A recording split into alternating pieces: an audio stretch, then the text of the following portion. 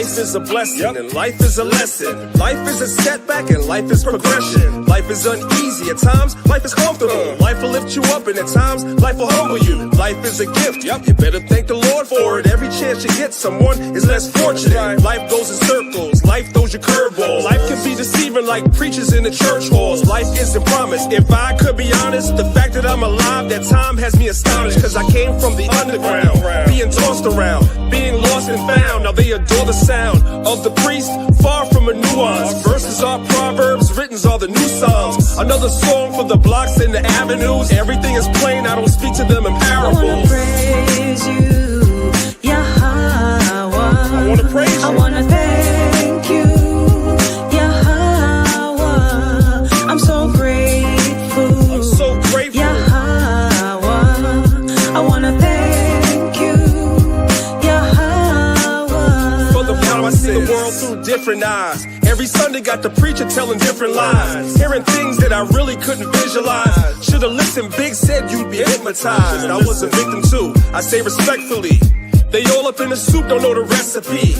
Talking about I'm not who I was bred to be. Count me out, man, who made you the referee? Trying to get stripes, trying to cloud chase. At 19, I made an about face. Thanks to Christ, it's also about grace. And they lied when they said it ain't about race. But that's another song, I ain't the first to tell you. Woke up on a deeper and a surface level. Learned the laws and the Lord's changed my attitude. And the song is to show you how a gratitude. I'm so grateful. I wanna praise you, Yahweh.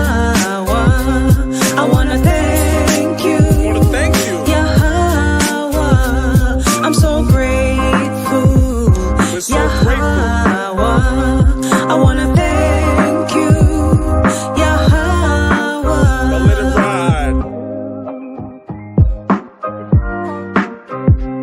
I wanna praise you. I wanna thank you.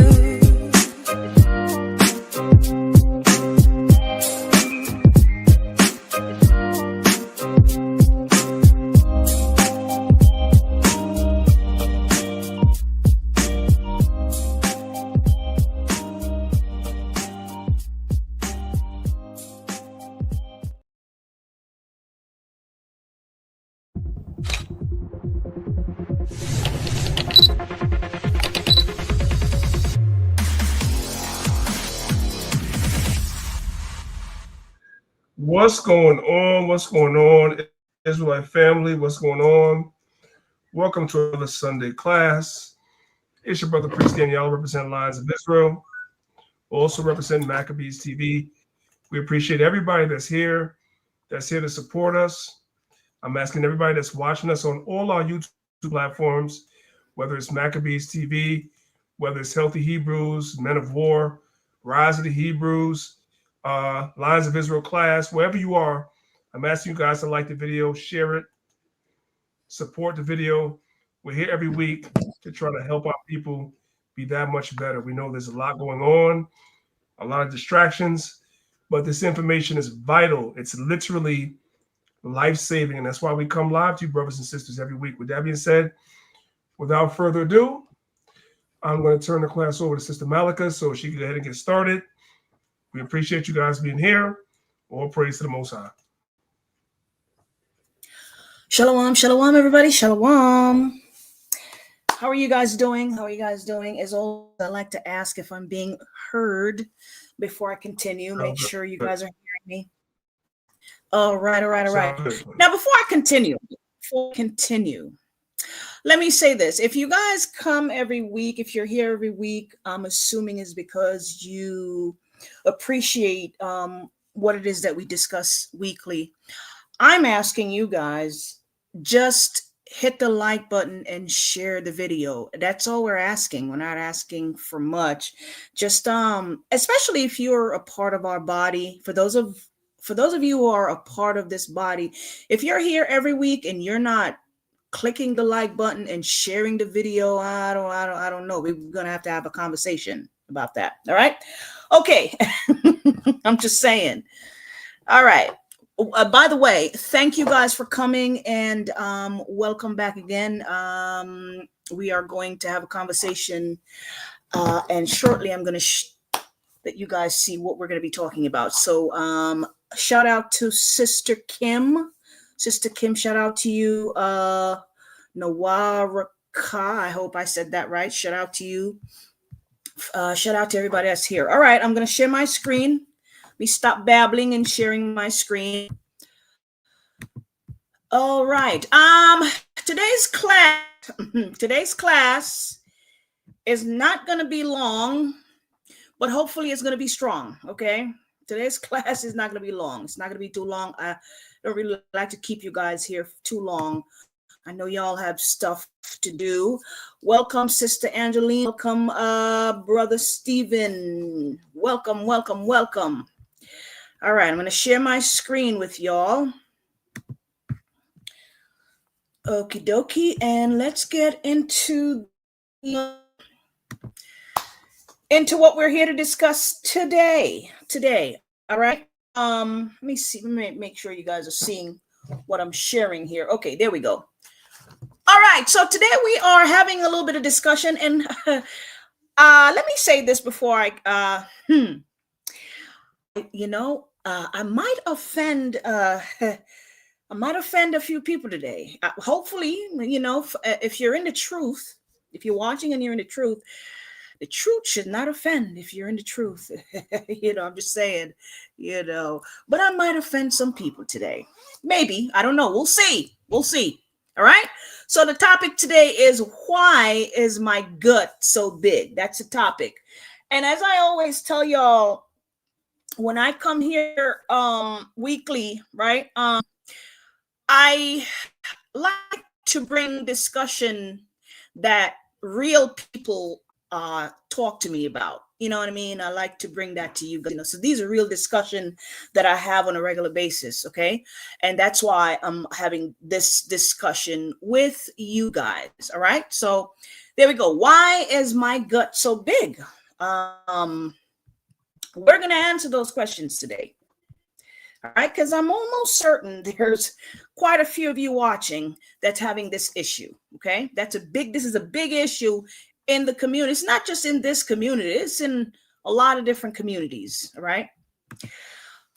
Okay, so if you look at a lot of people, right, with large stomach, not all of them are, necessarily obese, so to speak, right? You do have people that are on the smaller side and, maybe slightly overweight, but they have this big protruding gut, and that makes them look obese. You see what I'm saying? Like the gentleman in the picture here, I wouldn't necessarily say that he's like this obese guy, but because he have this large gut, he looks obese. You see what I'm saying? Yeah. So what are some reasons that your stomach might be big? Okay. So we're going to go down a couple of reasons here. So fat accumulation around the abdomen, right? Bloating, overeating, weak abdominal muscles, foods, your diet, of course, alcohol consumption, water retention or fluid buildup in the body, hormonal issues, gastrointestinal issues, and other medical issues, right? All right. Well, let's talk about the fat accumulation around the stomach. So why do fat accumulate around the stomach? Well, it's a combination of poor diet, lack of physical activities, lack of quality sleep. It can be stress, certain medications. Yes, certain medications. A lot of people are on medication that's making them big, and also hormonal issues. And sometimes those medication mess hormones as well. So there's a lot going on, right? When you consume more calories than you burn, a lot of us are doing that. Excess energy is stored in your gut as fat. And other foods like, as I mentioned, stress, alcohol, certain medication, so on and so forth, right? All of that contributes to weight gain, okay? This is a conversation, especially that the women, the sisters, do not like to talk about. But sisters, to hate me today. We're going to have this discussion today. You'll be all right. You'll be all right. Overeating and bloating. Large meals can distend the stomach. Distend, what does distend mean? Distend is the visible swelling or enlargement of the stomach due to the buildup of gas, fluid, or tissues, okay? It is characterized by an increased abdominal size that is accompanied by feeling of fullness and discomfort. Bloating is swelling due to eating too fast and or swallowing air. I've seen that a lot. If people, you get hungry, maybe you're in a rush to go back to work or whatever the case is, and you're just wolfing down that food. You're not taking the time to chew your food. You're eating it fast. You're swallowing a lot of air, and that causes a lot of bloating. You got to take time to eat your food. Bloating is also caused by gas and water retention, often a result of salty foods. Carbonation, like your carbonated drinks, such as sodas, beer, sparkling wine, or champagne, and your salty foods like your chips and all the junk food that you pick up at your corner store, right? Y'all know what I'm talking about. Those are things that cause bloating. If you're wondering why your gut is so big, all of these things are contributing to it. Alcohol consumption. Alcohol has a lot of calories. To you, it's just a liquid, but alcohol has a lot of calories. I make wine, I know, okay? A lot of sugar and carbs. Excess calories are stored in the body as fat. That deep belly fat around the internal organs. And this leads to an enlarged looking stomach. Okay. Excess alcohol consumption reduces your body's ability to burn fat. It also increases your ability to store that fat. I am going to run that back. I'm going to run that back.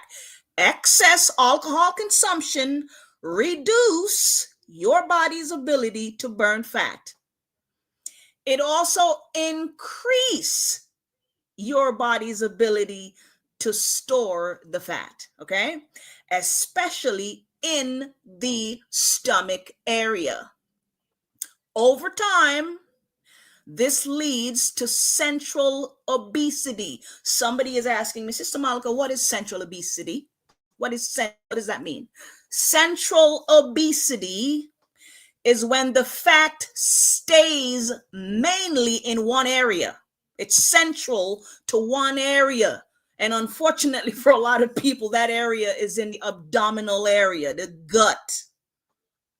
That's where it stays. And the woman, it might be around the hips as well, right? Yeah.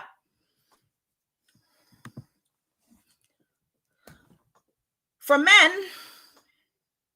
alcohol consumption messes with your hormone. This is for both men and women,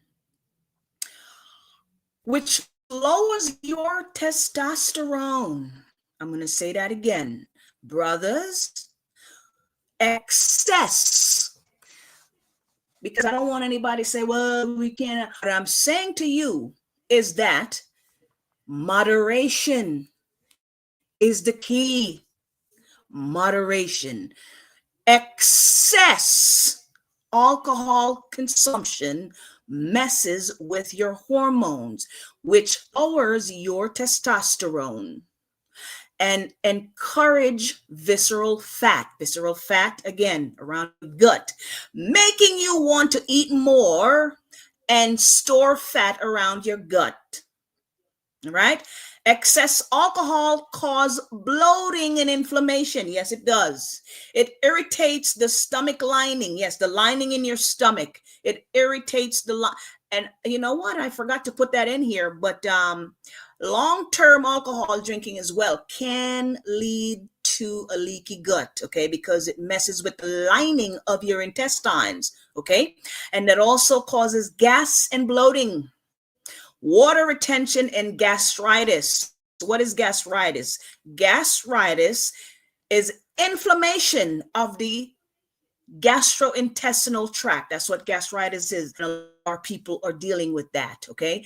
And unfortunately, gastritis, along with all the other itis, as I always tell you guys, can lead to stomach cancer, okay? All right. A gastritis also make your stomach feel swollen and enlarged. Excess alcohol consumption also leads to a fatty liver, causes fatty liver disease. That leads to a abdominal swelling and fluid buildup in the abdomen, and cause the liver to become enlarged. Do y'all see the effect? It's like one effect after another. You know what I mean? Yeah. Excess alcohol consumption also leads to poor sleeping habits and food cravings, which leads to a lot of belly fat. Especially if you're drinking that alcohol before and going to sleep at night. You may fall asleep, but sometimes you have a hard time staying asleep.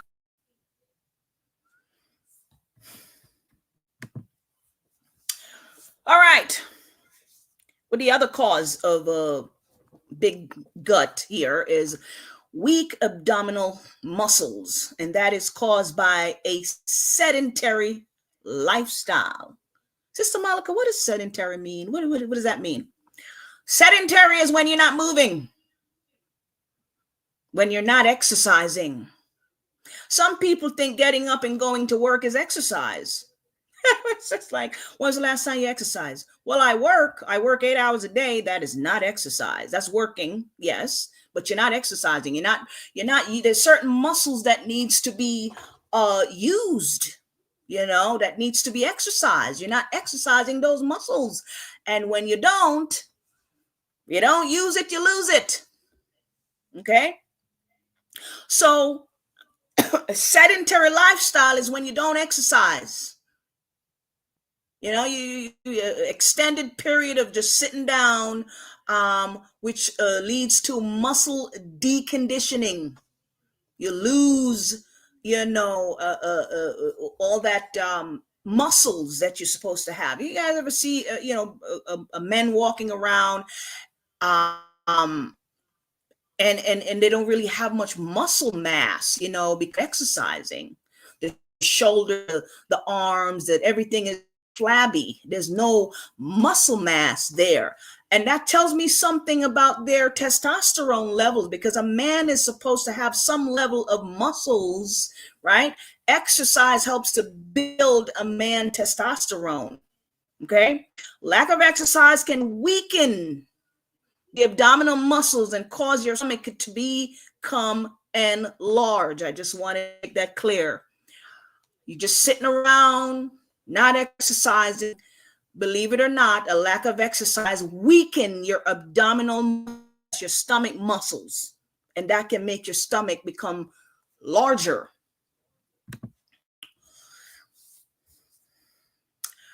What is ascites? I hope I'm saying that right. Ascites. I always say this word wrong. Ascites. Ascites is a buildup of fluid in the gut, often due to severe liver disease. And one of the main causes of liver disease is from excessive alcohol consumption, right? Everyone with fluid buildup does not necessarily have ascites. However, when there's too much fluid buildup in the gut, it is a sign of liver disease, like cirrhosis of the liver. Okay?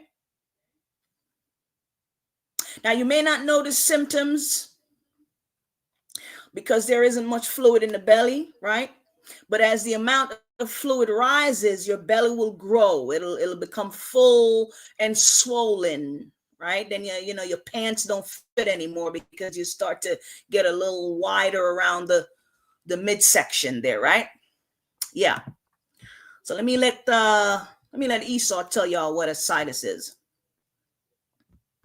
So in this video, I want to discuss a non-fat belly. What do I mean by that? It's a situation where a person has this protruded stomach, okay, but it's not coming from fat. There's not a lot of fat going on. It's actually fluid, and the name for it is called ascites. I talk about this in my book when I talk about the liver body type because it's a liver problem. What's happening is the liver is so damaged, they're getting this leaking of fluid and accumulation of a protein fluid in the abdominal cavity. In this condition, you have the replacement of normal, healthy liver cells replaced with fibrous scar tissue. So you lose the function of the liver cells. And then that's why you get this buildup of fluid. So cirrhosis doesn't happen overnight. It takes years to develop. And a lot of times it's like asymptomatic. You won't even have any symptoms until you get it. Just years of maybe alcohol or poor eating, things like that. It usually starts with inflammation. And the person will usually have a fatty liver as well. But this inflammation that's in there is part of an immune response, and the body just heals with scar tissue. Now, medically, what they do is they lower the sodium, okay, to decrease the fluid, and they put the person on diuretics, and they also drain out the fluid. And the reason I know this is because I had a patient who was a medical doctor who came in and told me what they do. They basically drain the fluid out. 2 or 3 weeks later, they're back for the same procedure. And I said, why don't they address the diet? And he says, well, we're just not taught that. I really want you guys to hear what he just, I'm going to run it back again. This is very important. There's a reason I stopped the video right here. Okay. I want you to listen again to what the doctor just says. Okay. Hang on. Procedure. And I asked him, I said, why don't they address the diet? And he says, well, we're just not taught that. So the doctor comes in with an issue, and he's asking the doctor, well, why don't you address the diet?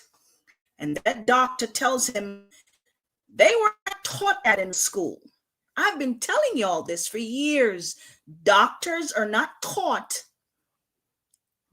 anything about diet, health, and wellness in medical schools. They're not taught this. Doctors are trained to prescribe medication to the mass population. That's what doctors go to school for.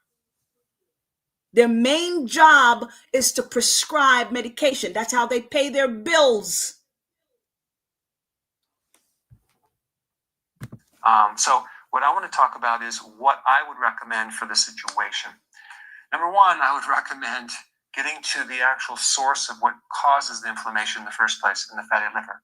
Refined carbs, sugar, things like that. So you want to lower the carbohydrates, all right? You want to stop all alcohol, and including the wine on the weekends. Go cold turkey because alcohol is just going to keep irritating the liver. There's solvents in there. That's going to be a problem. Number three, moderate amount of protein. If you do too much protein, excessive amounts of protein, let's say over 8 or 9 or 10 or 12 ounces in a given meal, that's going to be too much. And potentially you could generate too much waste, ammonia, and that can affect the brain because the liver processes this protein, and so you don't want to overload it.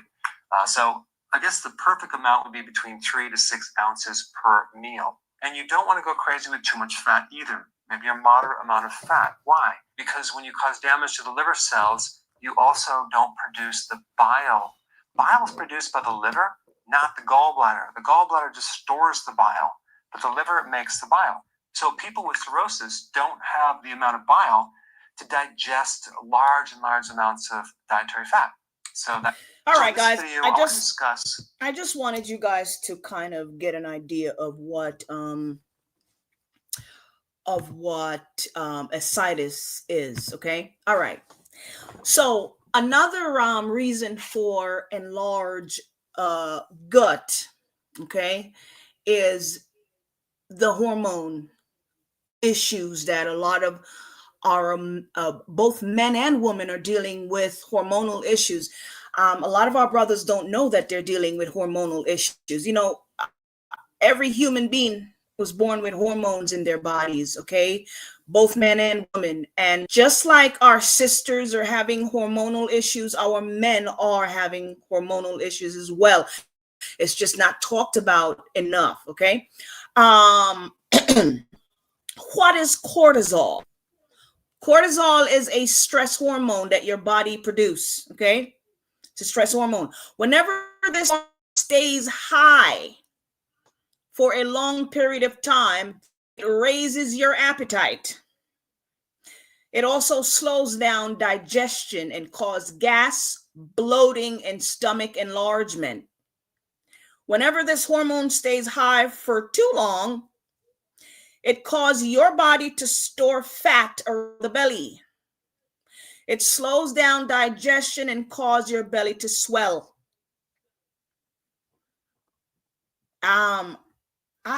This is kind of tough because our people are always out. I mean, you know what I mean?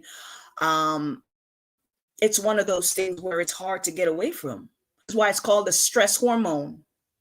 When you're living in behind enemy lines every day, you're stressed out. It's kind of hard to control these things. But I always say the Most High always give us an out. This is why the Most High provide things for us to combat these type of issues. Unfortunately, our people are not utilizing what the Most High gave us to use to combat these things. In case, cortisol increases water retention, okay? Which, in other words, the stress hormone increase water retention. If your lymphatic system cannot drain fluid, this can also lead to swelling, inflammation, and other issues in the body, all right?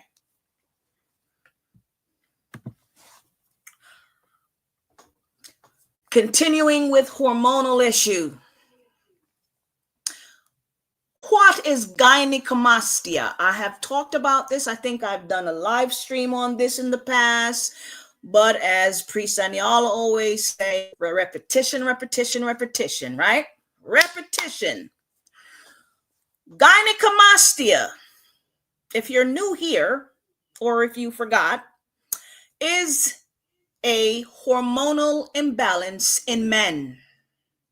This is an issue that affects men, okay?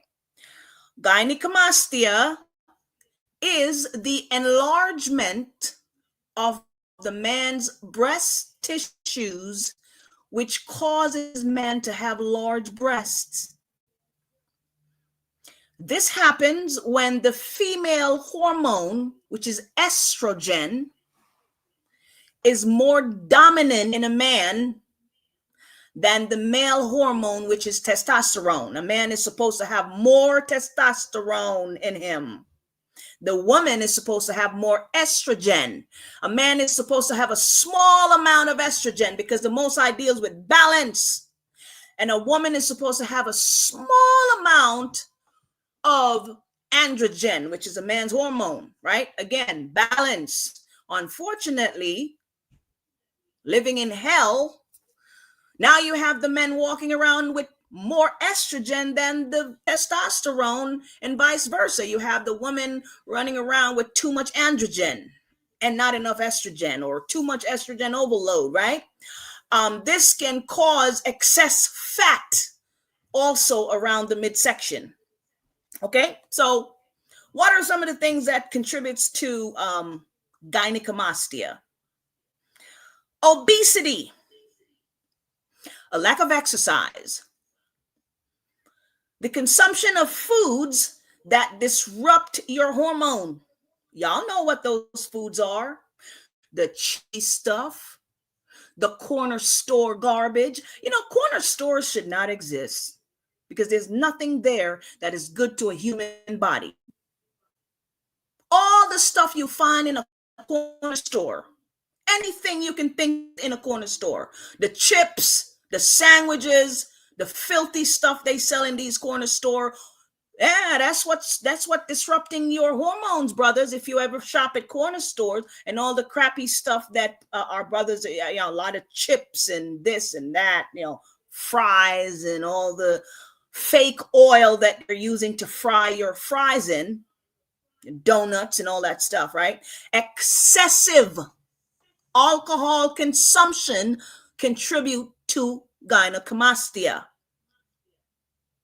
Pharmaceutical medications, if you're on that every day.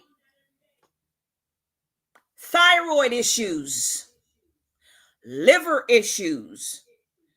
Here's a big one. Low testosterone. Soy products, including soybean oil. For those of you who are just continuing to use the soybean oil at home. Processed foods and junk foods that are made with a lot of the bad stuff like oil and so all of these things is what is contributing to a man having gynecomastia. Okay, I put the image here of this brother here. This is a real life person. Okay, I got from a clinic. This is a clinic that they got his permission to post this photo so they can teach people about these things. Okay, our brothers are dealing with this. This brother have a very enlarged breast. That's not normal. It's not normal for a man to have a breast like that. All right. Exercise, cleansing the gut, consuming herbs that helps to balance the hormones. That is what's going to help with this, brothers.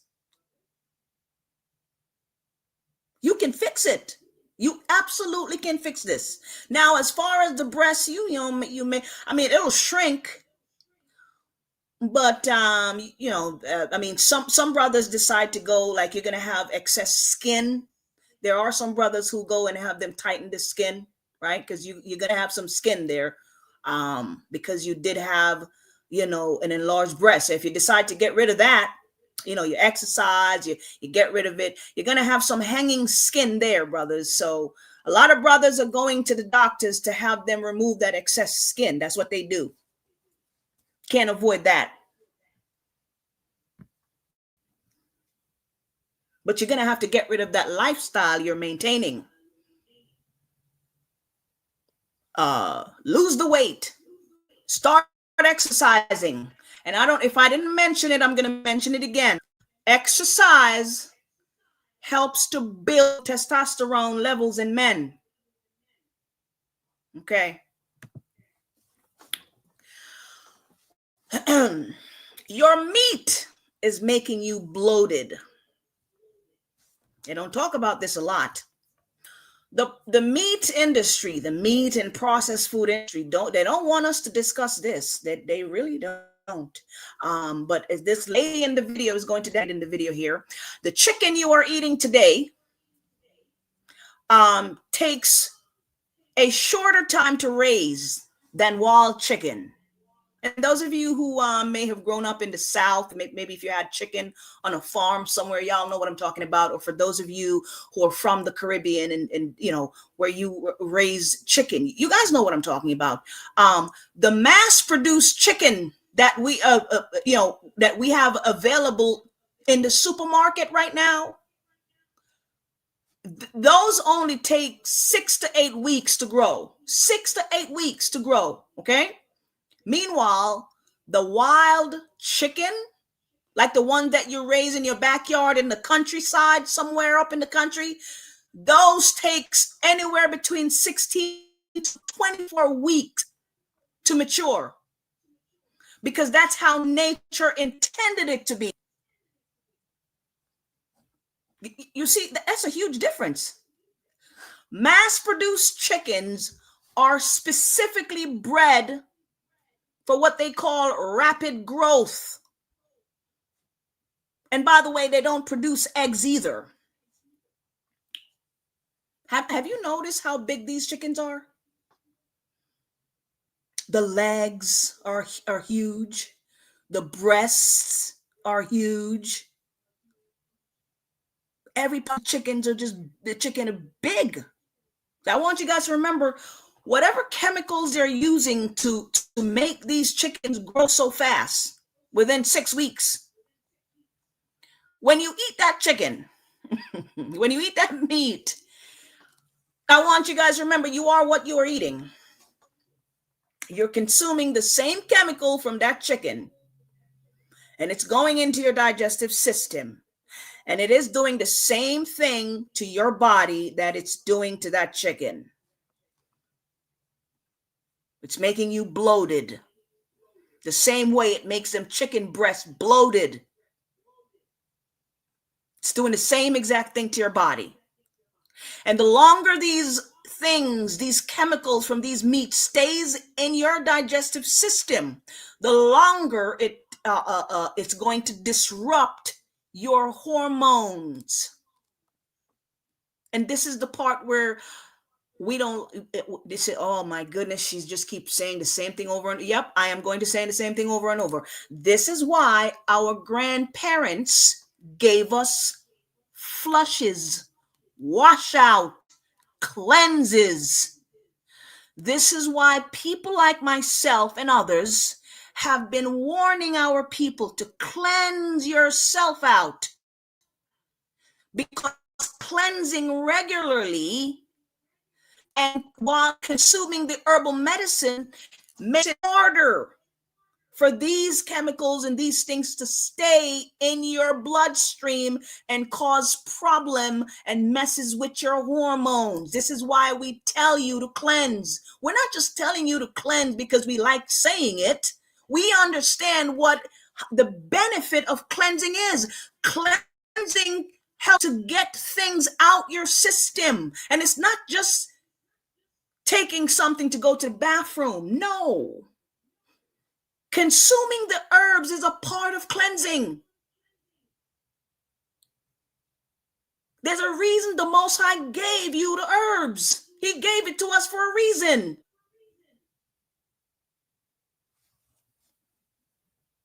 Organic and non-organic protein is one of the first things you should change in your diet. When you compare organic chicken with non-organic chicken, normally organic is much smaller and non-organic is much bigger. Why it's happening? Normally chicken, to grow in a big chicken, need 80 days. Of course, no normal producer will never wait 80 days. How to make it happen faster? For 40 days, like this chicken. This chicken grew within 40 days. Of course, they put a lot of hormones inside the chicken to grow faster.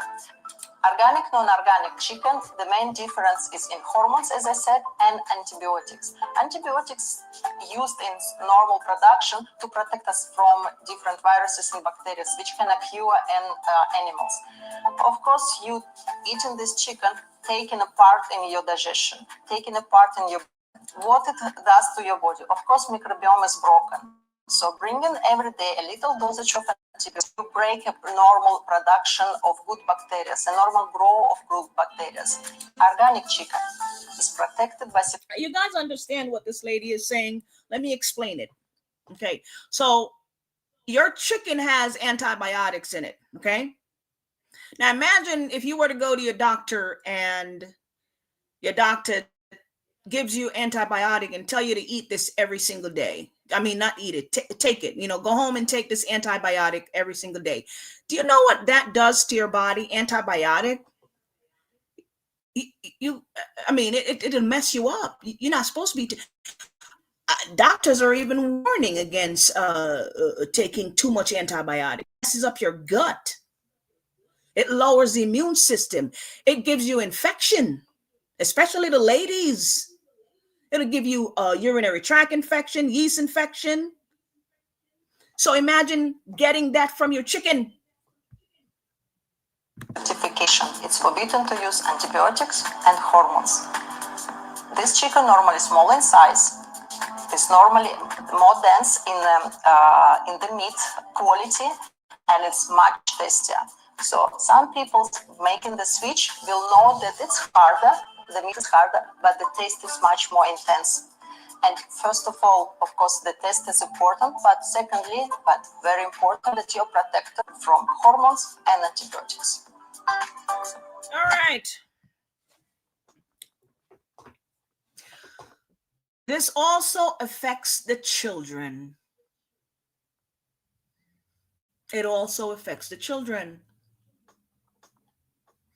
For those of you who have children, let's address the little girls. Have you noticed that your daughters are getting their menstrual cycle earlier than what's considered a normal age for a girl to get her cycle? You know, you have babies as early as 9 years old getting their menstrual cycle. That hurts my heart. Hurts, I tell you. And a lot of them, when they have their cycle, it makes them miserable. They're in pain, right? And a lot of parents, a lot of the mothers are taking these children to the doctor. And what is the doctor? What's the first thing the doctor do when you take your teenage black daughter to the doctor because she's having terrible menstrual cycle? The doctor, 9 times out of 10, put that little girl on birth control because they claim it's going to help her with her cycle. But what does birth control do? What is birth control for? What is it for? And what the doctors are not telling you is that birth control do not help a girl's cycle. What the doctor is not telling you is that he's prescribing that birth control to a girl, that little black girl, have a difficult time reproducing when she gets older. They're doing it to control the birthing in the black population. They want to make sure that they start them off at a younger age. That's why it's called birth control. They're using it to control birthing in the black community and in their own community too. That's why their birth rates are low. Birth control disrupts a woman's hormone.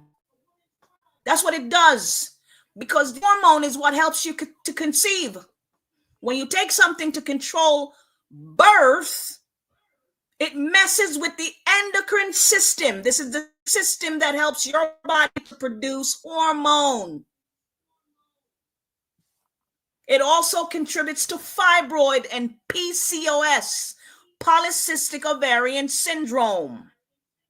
If you ever see a woman in your family walking around with hair on her chinny chin chin, she's having issues with PCOS, polycystic ovarian syndrome. It makes it difficult for her to have children when she becomes an adult. And it also makes her gain weight. In conjunction with the bad diet daughter is maintaining, because a lot of you guys have little girls in your home and they just eat whatever they want. It's like the children are raising the mothers in the home, and mothers too. There's no control of who eats what and what the person eat, what time of day. You know, some of us are growing up. Our elders had control over what we eat and what time of day we eat. We couldn't eat past certain times a day. And there's certain foods we couldn't eat in the morning. And there's a limit to what we ate.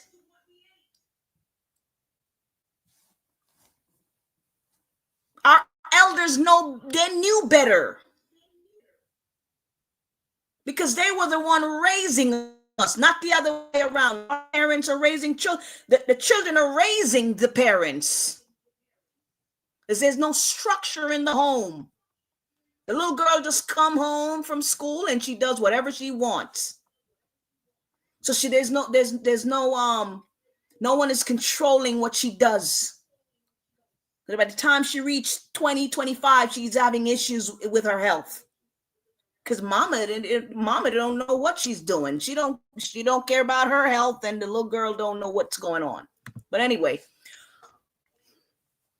alcohol consumption, poor diet, lack of exercise, and your hormone.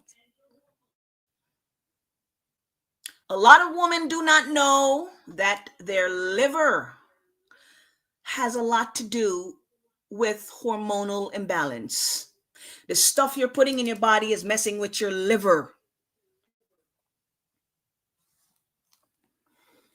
Alcohol, poor diet, lack of exercise affects the organs responsible for metabolizing and regulating your hormones. Ladies, your liver is one of those organs, okay? Your liver breaks down estrogen. Are the ladies listening? Are they listening? Okay. Your liver breaks down estrogen. Today is very important. This is a very important class for the ladies and the men too. Because black women are dealing with hormonal problems in the black community. All that rage, in conjunction with the that our sisters have to go through. The hormonal problem is what's breaking up the home sometimes. Because our women are filled with rage. A lot of that has to do with your endocrine system and them demons you're walking around with. Your liver breaks down estrogen. When alcohol, processed food, and junk food overload your liver, when your liver becomes overload from all of this stuff, it becomes very difficult for your body to break down, process, and remove estrogen from your bloodstream, ladies. If your liver is too busy processing all of that processed food and junk food and alcohol, right? It's going to be less effective at processing your hormones, which means that you'll have excess estrogen circulating your bloodstream, which is going to lead to hormonal imbalance. I hope the ladies are listening. In case you're wondering why your hormones are out of whack, I am walking you guys through the process, step by step. I'm explaining to you why you're having the issues you're having, ladies. You take it for what it's worth. If you're wondering why you're overweight, you can't lose the weight, you can lose the weight. We're going to talk about that today. Alcohol consumption, poor diet, lack of exercise, and your hormone. Why is it important for your body to process and eliminate excess estrogen?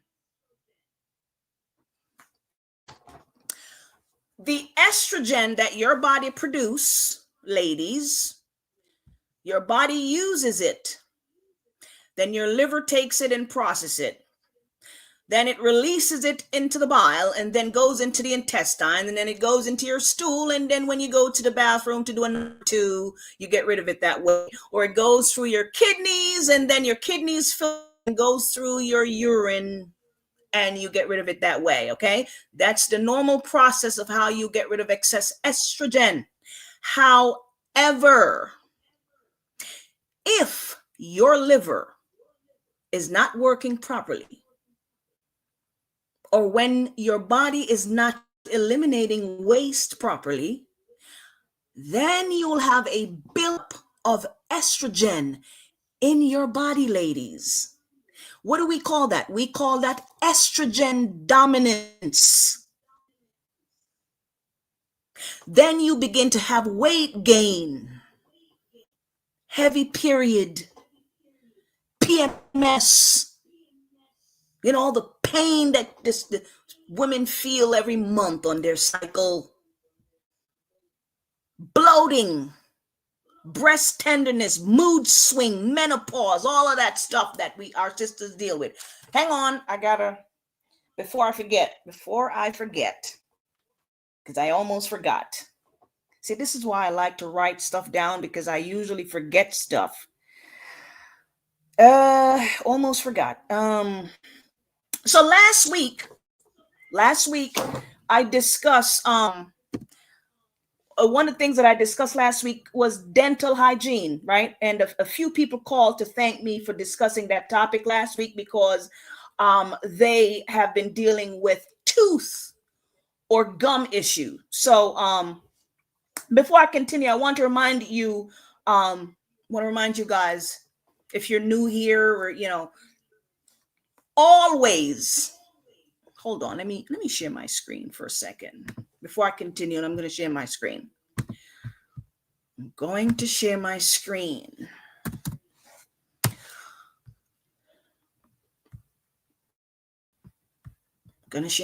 Okay.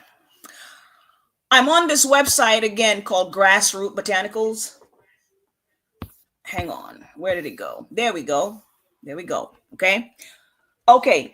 I want to remind you, brothers and sisters, always keep a bottle of clove in your house. Okay, I'm going to show it to you, because I've had brother ask me, what is clove?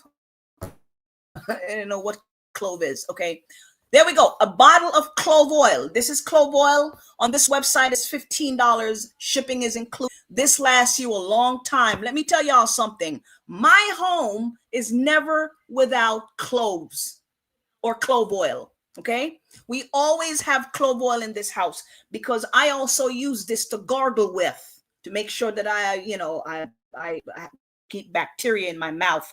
All right, so my husband and I have this in the house. Okay, so just want to remind you to always have a bottle of clove oil in your house, because when you have an emergency with a tooth pain or a tooth infection, you're going to need this. All right.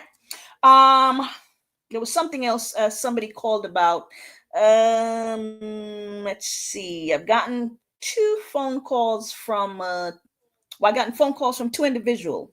One of them is a truck driver. What the other one? The other one works at the hospital overnight. And they wanted to know what I recommend for energy, because they work these long hours and they're having trouble with lack of energy. And they're also having issues staying awake because of these long hours. Okay. So as I told the brothers, if you don't live in a state where it's really sunny, or if you don't spend a lot of time in the sun, I mean, it's wintertime now, get yourself some liquid vitamin D and take that. Make sure you're taking vitamin D, because Black people are deficient in vitamin D. Okay. Check your iron levels. Make sure you're not iron deficient. Okay. And also take magnesium and zinc.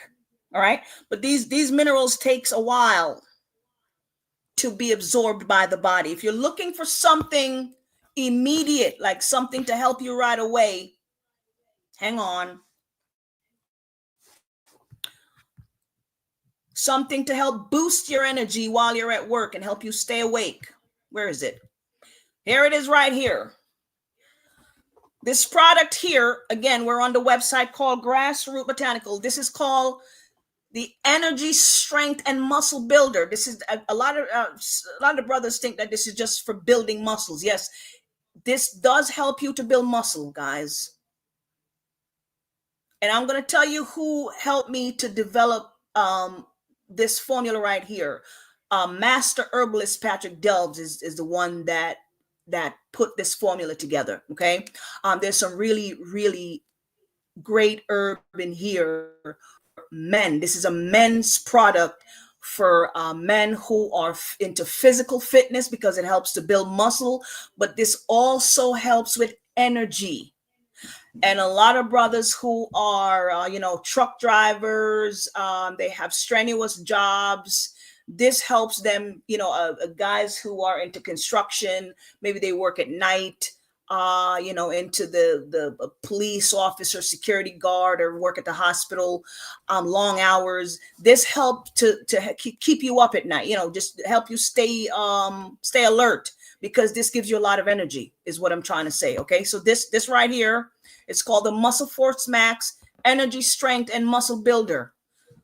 So if you're having issues in that area, brothers, you work long hours, you're looking for something to kind of boost your energy and help you stay up on the job, especially if you're on the road driving, this is something that's really going to help you, to give you some energy and keep you going. All right, I just wanted to show that to you guys. And again, this you can find on the website Grassroot Botanicals. There you go, grassrootbotanicals.com. All right, there we go. Okay, let's continue.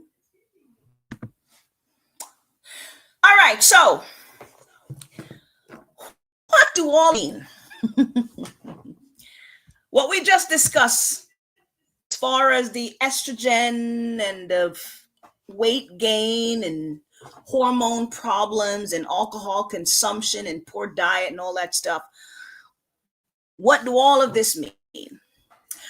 It means that you should avoid estrogen dominance by always keeping organs like your liver healthy at all times, so you can avoid liver stagnation. You need to do a liver cleanse, ladies and gentlemen. If you have excess, ladies, estrogen in your bloodstream, you need to cleanse regularly. Cleansing allows your body to get rid of the wasted estrogen that's swimming around in your bloodstream. Your doctors don't talk to you about this stuff. That's why Sister Malika is here. I'm telling you what's going on in your bodies, ladies. Cleansing allows your body to get rid of the estrogen that's swimming around in your bloodstream, that your body is trying to get rid of, but your liver is not able to excrete that out of your system. Make sure that you are never constipated, because constipation interferes with your body's ability to eliminate estrogen. I'm going to repeat that because somebody didn't hear me. Constipation interferes with your body's ability to eliminate estrogen, which allows estrogen to be reabsorbed into your bloodstream, which is what's contributing to your hormonal imbalance. Okay, you should lower or eliminate your consumption of the foods and drinks and alcohol that are causing your hormones to get out of control. And ladies, exercise. Exercise, for crying out loud, exercise. Consume herbs for the liver. That's very important. Hang on. Hang on. We're gonna come back to that. We're gonna come back to that. We're going to come back to that.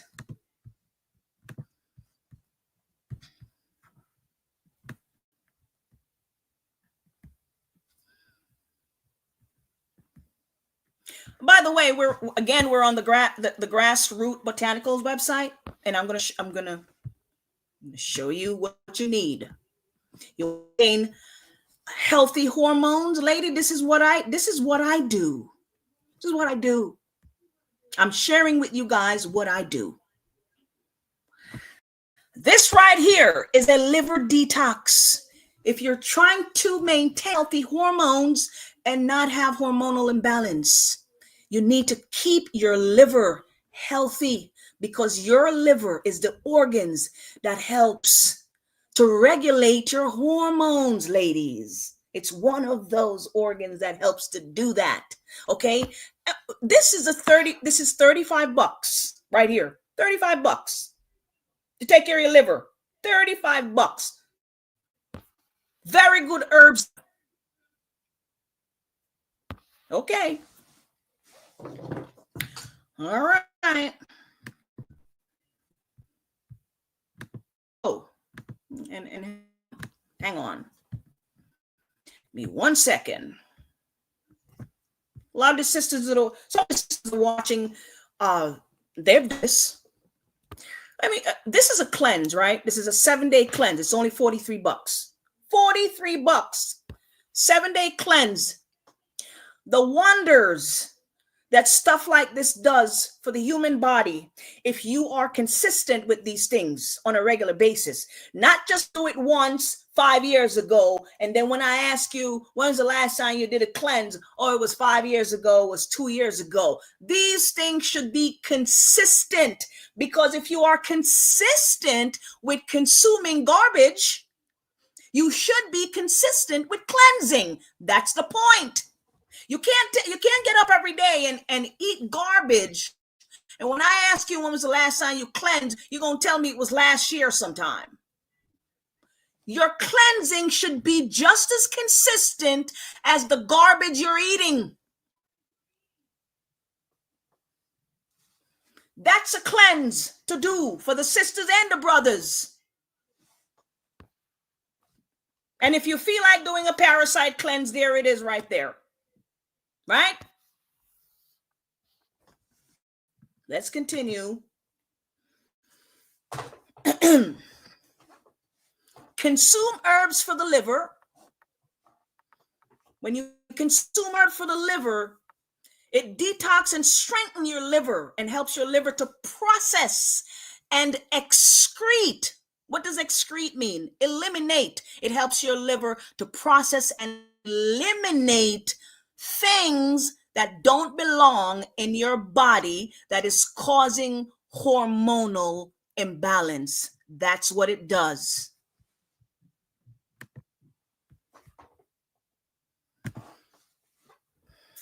Let's see what Becky is saying here. What is belly fat? So belly fat typically is the place your body is going to store excess, and it's excess hormones and excess toxins. I didn't say excess glucose. Glucose typically is going to go to other areas of the body, but the belly tends to be a sign of this toxicity component. Instead of the body putting that excess around your organs and causing them to it put it around your belly. Now, I'm sure there's glucose in there as well. But with that in mind, now, how do we get rid of the excess? So for starters, we got to make sure that your body is able to detox, and the two organs that detox are liver and gut. So how do... Well, okay, I'm glad I'm not the only one who said it. See, Becky just said it. Let me run that back again. Hold on. Able to detox, and the two organs that detox are liver and gut. So how do we support the liver and the gut? Well, those bitter foods, which is really... Did y'all hear what she just said? Because I've been beating y'all over the head with this. What did Becky just say the liver likes? Okay, let's run that back again. Because I've been saying this, but I'm not white, so... was belly fat. So Hold on. belly I'm fat sorry. I'm sorry, guys. I'm sorry. how do we get rid of the excess? So for starters, we got to make sure that your body is able to detox, and the two organs that detox are liver and gut. So how do we support the liver and the gut? Well, the liver loves bitter food. The liver loves bitter foods and herbs. The liver loves bitter stuff. Which is really like my favorite food outside of the potato is radicchio. So lots of bitter foods, dandelion greens, ginger, lemon. We're back at the benefit of lemon, and that will support your liver, which will help you break down these toxins and get them out of your system. If you can get those toxins out of your system, then your body's not going to store them in menopausal or in that belly fat area. So, okay, but that's the part I wanted you guys to take away from this, okay? And now she mentioned radicchio. I think that's what she called this thing here, radicchio. And this is what they call radicchio. This is really not bitter. I just wanted to point out something real quick before I moved on. She mentioned that this is a bitter food. This is really not a bitter food. Radicchio is a cabbage. This is not bitter. But what I want you brothers and sisters to understand is that when white people, they don't understand the concept of bitter foods or bitter herbs, okay? Because they're not used to these things. They don't consume these. They don't consume bitter stuff, okay? So this is what they consider to be bitter, a cabbage, okay? Whenever you listen to this type of stuff from these people, as the old folks used to say, you gotta learn to eat the meat and spit out the bone, right? These vegetables are wonderful for your health, but these are not necessarily considered bitter foods or bitter herbs, okay? When you're trying to detox your liver, you need real bitter foods and bitter herbs, stuff like bitter melon. And as she did mention, ginger, right? Cerasee, neem, wormwood, sarsaparilla, golden seal, cat's claw, those type of stuff. Those are the real bitter stuff that's going to help to clean you out and help to detox your liver. Thistle, yellow dock, all of those things that are good for the liver. And by the way, all them herbs there that I just mentioned are in that liver formula there that I showed you earlier. Why is exercise important for balancing hormones? That's a question for the ladies. Regular exercise is extremely important to balance the estrogen and progesterone levels, which is essential for maintaining healthy menstrual cycle, fertility, and growth, and reduce the chance of breast cancer. Exercise improves insulin sensitivity, which helps your body to manage your blood sugar. PCOS, or polycystic ovarian syndrome, is linked to insulin resistance. That's also going back to the liver again. Okay. Exercise is one of the things that will help to reduce that condition. It helps to eliminate high cortisol level. What did we say cortisol was again? Earlier, we talked about cortisol. Cortisol is stress hormone. Exercise will help your body eliminate stress hormone, ladies. For those of you always talking about how you're stressed, go for a walk. Get out there in nature or go to the gym. Exercise also helps to support healthy thyroid hormone production. Your thyroid, they produce hormones. Your thyroid hormone is what helps your metabolism. It helps you to have energy. For those who are, always don't have the energy, it's because your thyroid hormones are out of balance. Your thyroid hormone helps your menstrual cycle, ladies. So when your thyroid hormones are out of balance, that's why your menstrual cycle is out of balance. If you are having issues with your thyroid, you need to exercise. Exercise also helps with your mood, as I mentioned, with the cortisol, levels. It helps you to feel good. Let me tell y'all something. I was in the gym this morning, and I swear to you, I was like, I felt like I was on cloud nine. I haven't, man, listen. I was on the treadmill. I was going fast. I was running, and I felt like I felt like a crackhead on the damn treadmill. For real.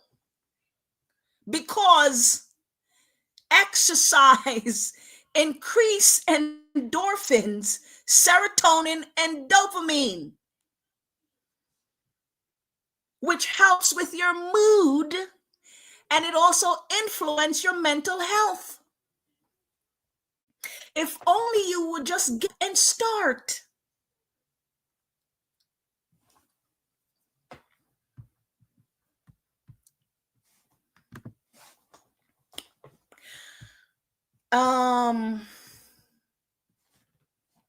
I just wanted to point out some key points in this video. I don't know who these people are. I'm not helping them to promote anything.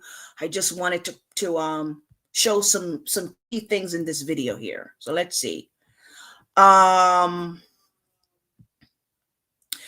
There's a very key component, the purging of the gut, eliminating of the waste from the gut, and so on and so forth, that they're going to, discuss here, talking about hormonal disruption and so on. So let's play the video. Okay, I cannot stress this enough.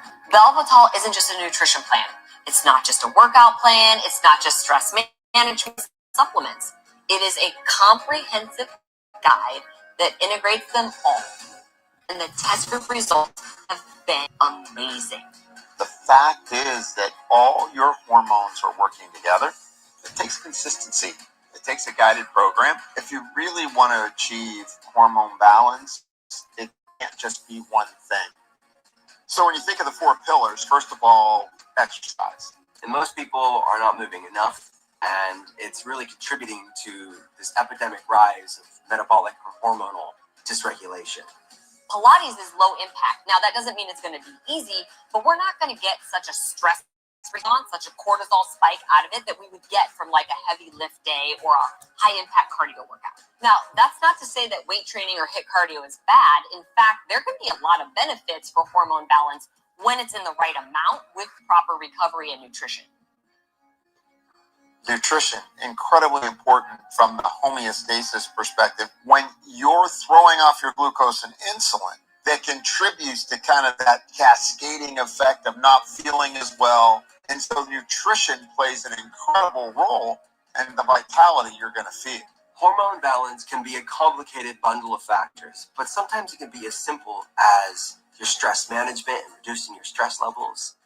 Acts of stillness, these supporters of the parasympathetic, the resting, digesting, is imperative when it comes to supporting hormonal health. And breath work is one of the best science-backed ways to support the parasympathetic and in turn support hormonal balance. I am such a fan of what Autumn has done by integrating breath work into the Velvital program. So another aspect that I've believed in for the last 40 years, I wouldn't have written 26 books and 5 research databases on it, is the value of dietary supplements. Okay, so they talk about the exercise, the stress management, the diet, and taking natural supplements. That's what I wanted you guys to take away from what they're trying to say. These things can help you to maintain a healthier lifestyle. There you go. Exercise. Look at what you're eating. Try to control your stress and get some natural things in your body. Okay, I cannot Okay. We're almost at the very end. I told you guys we weren't going to stay too long. So after I play this video, I think this is going to be the end of this of this this lesson today. Okay, but I saw this video and whoo-wee. Okay, I think this is where the sisters are gonna get really upset with me today. Okay,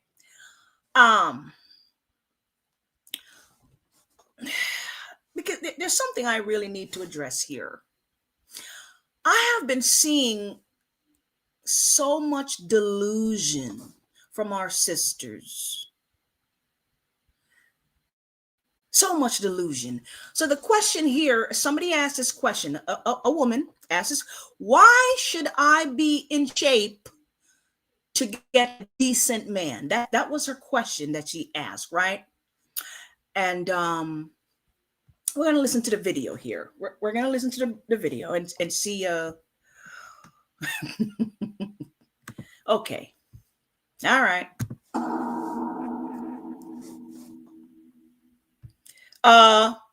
Fair use. This is for informational purposes. I want to know, right? What is the issue? Like, why must everybody have to be in the gym to feel like you're comfortable enough to date or like get a decent kind of? Let me run that. Know, right? Let me run that back. Let me, if you didn't hear what she just asked, I'm gonna run it back again. Let me run it back. Right. What is you like? Why must everybody have to be in the gym to feel like you're comfortable enough to date or like get a decent kind of man? Why does everybody feel like they need to be in the gym to feel like to be comfortable enough? Okay, I can't be a plus size woman getting a decent kind of man. Like why can't a plus size woman get a decent type of man? That's what she's asking. Okay, I'll just let it. Let me. Like you say, go in the gym. A lot of women and men say you should be in fitness and stuff like that. So, like, what's wrong with being a bigger and like being a successful man? Well, you can be in a relationship and be a woman who is obese. The problem is, though, that it is going to make it a lot harder for you to find a man because people in general, but specifically men, are very visual based. So you being overweight is almost always a direct correlation, unless you have a thyroid issue or some type of health issue, which is a small percentage of the population. Most people are not overweight or obese because of a health issue. It's usually a mental health issue. The fact that they are lazy. It's a direct correlation to their daily tasks and behavior. You're not disciplined. You don't make good decisions. If you don't take care of your body and your temper, you're probably not going to be. It's not going to correlate almost always to the way that you operate in life and your daily base. I mean, did she just ask, why can't I be a big girl and get a successful man? Can you imagine going to your boss and asking your boss, hey boss, why can't I just get paid without doing the work? You know, why don't you just let me stay home and you just pay me? Or I'll show up to work and just sit at my desk and do nothing and you just pay me just for showing up. Huh? Decision making. It's a decision making. So yeah, it's just it's that on top of just attractiveness. Men prefer women that are in shape. Men don't prefer obese women. Are there some? Sure. Are there fat women or obese women who have a man? Of course there are. But it's going to be a lot harder for you to do so because you're not going to meet the physical aesthetic. Same logic applies for short men. The difference is men can control their height. A man that's 6'2" and a man that's 5'2", both of these men being the exact same, there's no differences. Only difference is height. The 6'2" man is going to have a lot more options because women are naturally attracted to men that are taller because those men are more likely to be able to protect them. It's a DNA thing. It's biology. So. I guess because like I don't feel that you're a big girl that means you're lazy, but like okay. I didn't say that. I didn't say that means you're lazy. I said it's almost always a direct correlation to your decision making. So I said almost always. So that doesn't mean 100%. Some people have a thyroid issue. Some people have health. People can't get out of bed because whatever's going on with their life. So they simply just can't do that. But the majority of people are not that. the thing is lack of discipline. That's the biggest thing. Lack of discipline. You have people that are overweight that work very hard, but they have a lack of discipline in their diet and they're basically them playing on a workout routine. Okay. Is that something that you disagree with? Is that something that what do you? I just because I'm like shapy, so I have just a little stomach or whatever the case may be. Hang on. This is the part that really grinds my gear. This right here. This is the delusion with our women. Okay? I'm gonna run that back. This is the delusion. This is why I'm let me not. Okay. Because I'm like shapy, so I have just a little stomach or whatever the case may be. She says she just have a little stomach. Now listen to this, guys. This woman says she just have a little stomach. Now listen. Huh? How tall are you? I'm 5'7". How much do you weigh? Like 290. That's not a little shapy. That is morbidly obese. 280 pounds. And let me tell y'all something. When a woman tell you her weight, she's not telling you her real weight. She's at least taking 10, 15, 20 pounds off of that. This woman is way over 300 pounds. And she just said she have a little stomach. She doesn't just have a little stomach. This is mental illness. I'm 5'7". How much do you weigh? Like 290. That's not a little shapy. That is morbidly obese. But in who eyes? Cause in the eyes of BMI, the eyes of. So she's asked, in whose eyes is this morbidly obese? In whose eyes? Well, she called this gentleman here because she's not able to find a man that she's looking for. That's why she's calling him. She called in to ask, why is she not able to find a man? Because of her size. And now she's asking him, in whose eyes am I big? The men that you're not getting. That's why you're calling in to ask why you can't attract a man. People who have a logical brain. You are literally morbidly obese. And I don't like being skinny. You said you have to be skinny. I hear that argument a lot with people who are bigger. And you know what? I know I keep stopping it, but I swear to you. Let me tell you, when you hear sisters say they don't like being skinny, that's what you call coping mechanism. It's a lie they tell themselves to make themselves feel good so they don't have to put the work in. That's what they do. When you hear sisters say, I like being single, no, they don't. Trust me, they don't. It's, again, a coping mechanism. It's something they tell themselves to allow them to cope because they're not able to get the men that they're trying to attract. So they lie to themselves and they say, oh, I like being single. They lie to themselves and say, oh, I like being 320 pounds. You know, that's how they're able to cope. Just lying, just living a lie. How can we get anywhere with people like this? I can't have a conversation with people like this. Is delusion. This is why I stay away from people like this. I go out of my way. Let me listen. I want y'all to listen to me. I, Sister Malika, I go out of my way to stay away from delusional people like this because I don't want to get sucked into the delusion. Where obese always jump to, well, I don't want to be skinny. Nobody said you had to be skinny. You're going to this extreme. Like you have to either be morbidly obese or anorexic. Nobody said you had to be skinny. So how much weight you think that I need to lose to feel like I'm in shape to the eye of a man? Well, most men are sexual deviants. So most men will, I don't say most men, but there are some men that will find you very attractive. We're talking about the majority of men.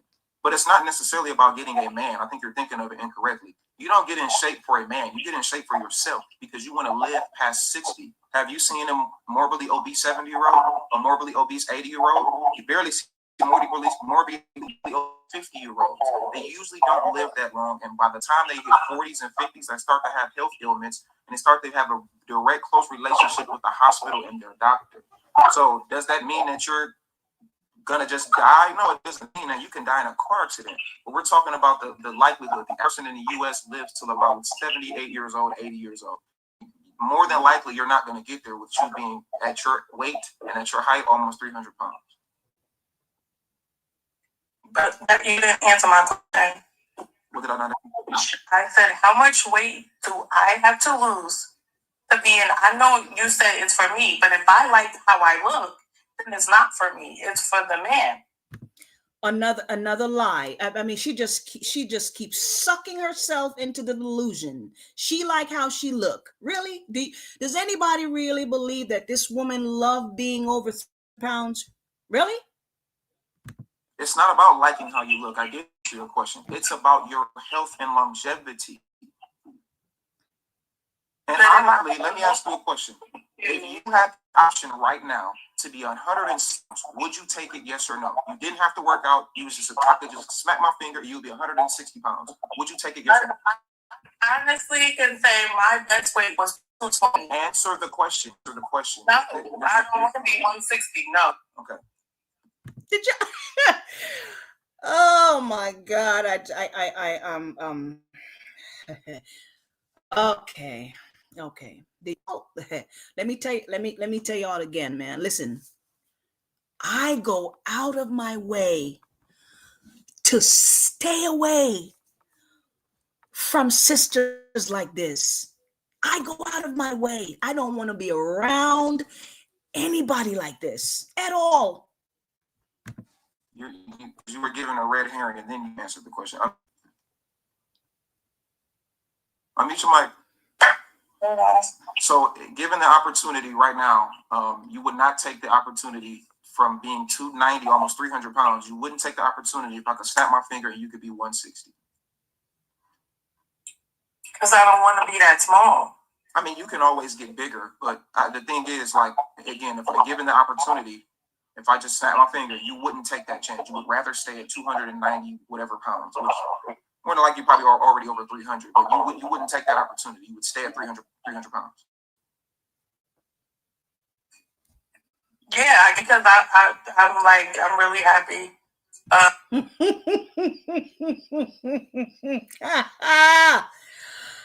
Oh my God. Okay. I just, I could lose like 50 pounds, but I'm not trying to be that small at all. 160 isn't that small. That's kind of like where you probably should be for somebody that's 5'7".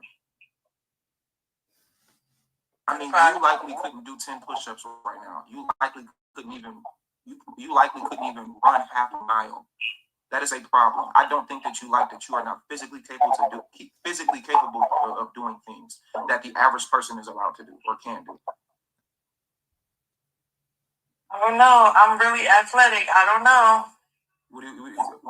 I highly doubt that you could run half of a mile and not be almost like laid out in the middle of the street, like can barely breathe. I highly doubt that you can do 10 push-ups. I weigh 238 pounds, and I can knock out 50 push-ups right now. And after the 50, I'll kind of be tired. But I'm also 6'5". But with you, that would be an extra 40 pounds, and you're a woman. So I highly doubt that you can push up and down, chest up and down, 300 pounds in a consistent. When I was younger, I couldn't do that one time. Like I'm move athletically, but to do a push-up, I don't think I ever knew how to do a push-up. Well, that's a problem. That's a problem. I don't think that got anything to do with weight. It does have a lot to do with weight. I think it got something to do with muscle. I don't think it has anything to do with weight. And I think that's where the delusion comes in. It has everything to do with your weight. Obviously, it has a slight to do with muscle, but you have people that are not muscular at all. They can do 10 push-ups. If you think that that's just because it has nothing weight, and then you are completely lost. Okay, I guess I'm lost. I'm not coming to save you. I'll pass, but I think you should save yourself, and I think you should hold yourself accountable, and I think you should do everything in your power to try to get a healthy, consistent workout routine and change your diet. Do you realize, like, the black community, our community has like the highest rate of a bunch of health ailments like heart disease and diabetes and all of these things. Do you realize that the average black woman is 187 pounds? That is a major problem. Well, they offering food that is no good. No, it's not. No, it's not. That's a lie. Nobody's forcing you. No, that's a lie. That is a lack of accountability issue. No, it's not. You have every. First of all, what city are you from? I'm in New Jersey. You're in New Jersey. Almost every single black community in the United States has a farmer's market that is likely owned by a black man or a black woman. Almost every single one. Chicago, Detroit, Cleveland, Houston, New York, Jersey for sure. California, or I'm sorry, Los Angeles, San Francisco. Almost every single black community has a farmer's market where you can go and you can buy fruit and vegetables are not expensive. That is a lot of people like to just spew out there. There is nothing but healthy options out here, but people choose to be healthy and they choose to take the wrong way. You choose to eat unhealthy. That's not anything to have to do with anything else but the lack of accountability that people have. You're a grown adult. You know you should not order the Big Mac and you should probably order a fruit salad, but you order the Big Mac and the fries. They don't offer a fruit salad. I'm speaking in general, not from McDonald's. Goodness, you don't even know there's nothing else other than McDonald's. Goodness gracious. You eat McDonald's, sir. Well, that make it even worse. That makes. I think this brother is so patient, and I don't even think he's rude to her at all. I think he's very patient with her. I think he's very nice to her. And he's correct. I'd say almost every state in the United States have some type of fruit market or some type of place where you can go and get fresh fruit and vegetables. So where's that I don't eat McDonald's? Yeah, because you got to really struggle. You got to really fight to be almost 300 pounds. Snacks, that's why I'm this size, and I love soda. I love snacks too. I love chips. I love a lot of different things. I like milkshakes, but I eat it in moderation and I have different things. So it's not the fact that you like these things. Everybody in here likes these things. I'm sure everybody in here likes chips, sodas. I don't drink sodas that much, but sodas, pizza, all of us like these things. It's about moderation and eating it in moderation and not overindulging in food. That's also called gluttony. That's something that you should not do. Understandable. I need to get my obese self on a treadmill because you hurt my feelings. No, I'm not here to hurt your feelings. I'm here to see. Okay. Did y'all hear what that? She said the brother hurt her feeling. Really? And again, I'm going to say it again. This is why I stay away from people like this. Because they're manipulative. They're full of emotion. You can't tell them the truth no matter how soft-spoken you are to them. Oh, it's how you say it. It's the way you say it. Nonsense. There is no way you can say the truth to people like this. This brother didn't raise his voice. He didn't call her out of her name. He was very nice to her. And she just said he hurt her feeling. Why? Because they just don't want to hear the truth. No matter how nice you say it. No matter even if you whisper it to them. That's why I stay away from folks like that, man. You can't talk to people like this. You just can't. So you just leave them alone. But I just wanted to share this video to show the level of delusion a lot of our sisters are walking around with, and then they wonder why they're where they are, and I can't get, why I can't, and then they get upset with the men that they can't get when you haven't worked on yourself. So all of us like these things. It's about moderation and eating it in moderation, overindulging in food. That's also called gluttony. That's something that you should not do. Understandable. I need to get my obese self on a treadmill because you hurt my feelings. No, I'm not here to hurt your feelings. I'm here to tell you the truth because you're an adult and you need to hear it. And you shouldn't focus on the treadmill. You should focus on being at a caloric. Working out is never going to do anything for you if you're not at a caloric deficit. The treadmill is the last thing you should be focused on. What you should be focused on moving forward, weight loss, is being at a caloric deficit. Count your calories, use ChatGPT. In other words, he's telling her that her weight loss journey starts in the kitchen. It's what she's eating, what she's putting in her mouth. That's what he's trying to tell her. You know, when I watched this video, man, the only thing I can think of was, you know,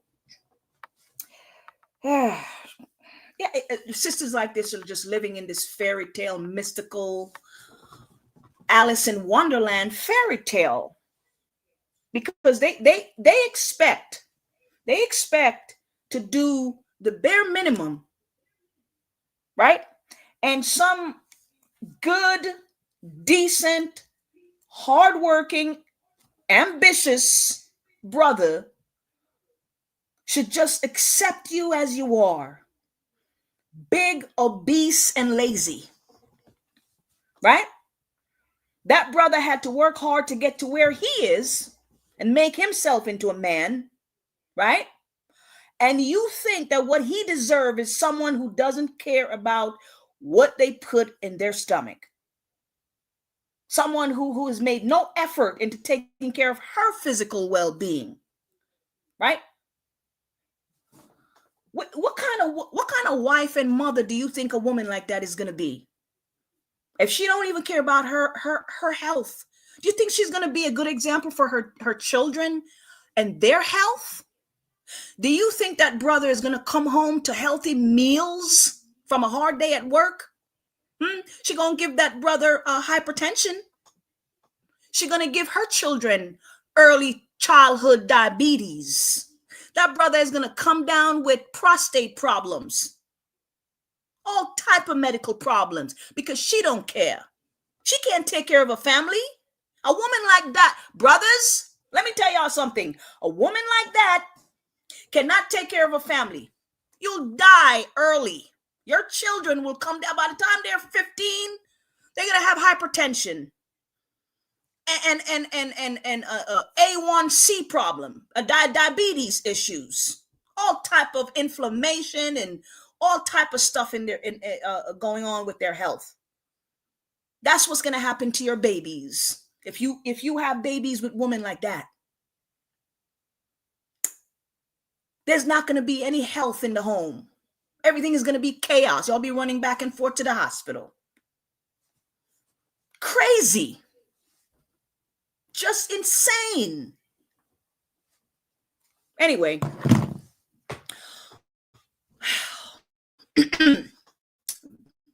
That's my rant for the day, guys.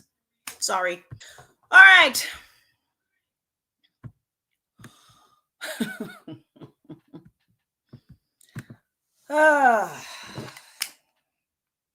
I'm sure nobody wants to ask any question now. Oh, Sister Malika is just so mean.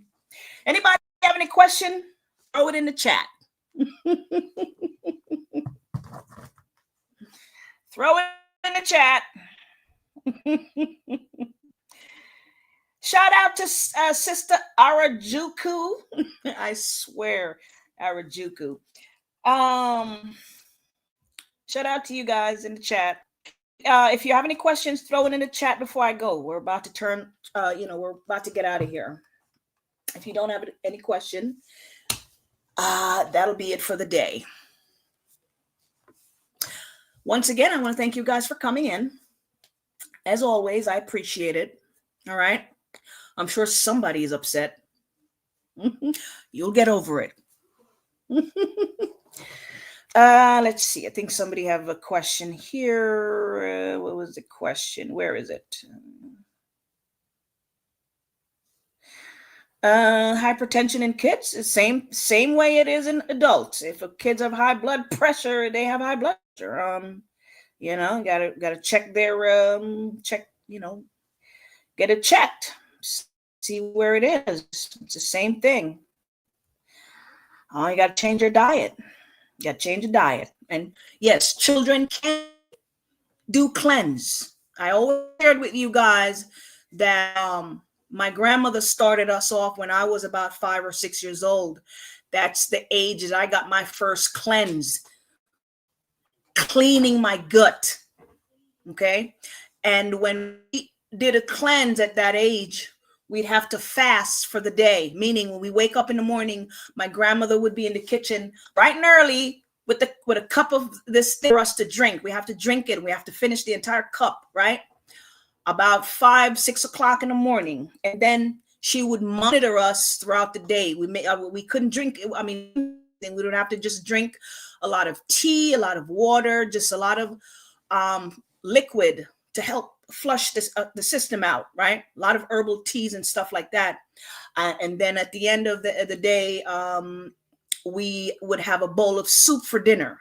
Okay, so we've technically been fasting since we were 5 or 6 years old, because our grandmother taught us to fast, right? You were fasting while you're cleansing. We couldn't eat anything, just drink. We're drinking a lot of fluid to flush the system out, but we couldn't eat any food. All right, so the scripture says, train up a child. That's how you train up a child, from their young.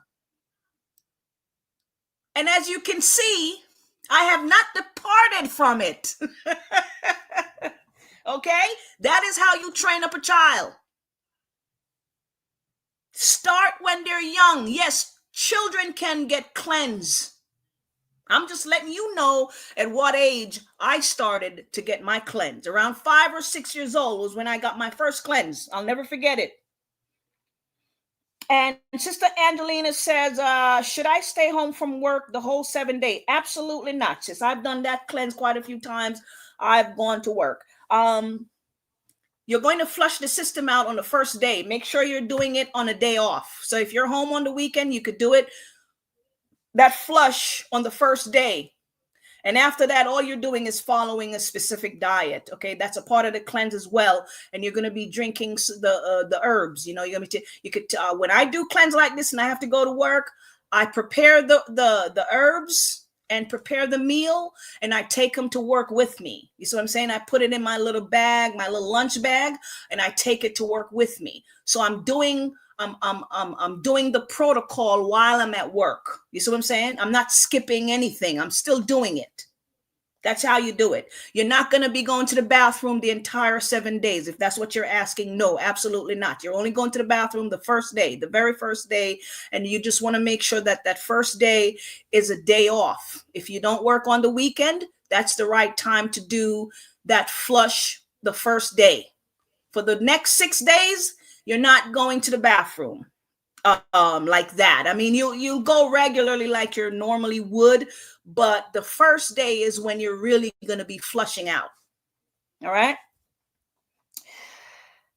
All right. And let me say this. Before I go, I want to say this, right? Because some people think just taking sea moss or having fruits for a week or two is cleansing. It's not really cleansing the system, just eating fruits or whatever. Okay, there's more to cleansing than that. All right, I just wanted to point that out. That's a part of the cleansing, but that's not what cleansing is. Okay, I'm sharing on my screen here. Again, we're on the Grassroot Botanical website. There's a lot of cleansing. Okay, if you go to this website here and go to the that says health program, there's a lot of cleanse there. And I'm going to show you an example of a cleanse. An example of a cleanse is this 7-day mucus, digestive, and immune cleanse. Okay, this is one of the most popular cleanse on this website. All right. All right, guys. Yeah, we're getting to the end of the lesson here, and if you don't have any more questions for me, we'll shut it down. Love you guys again. Hope you guys enjoyed the class. We'll be back here next week. All right. Not sure if Priest Daniela have anything to say.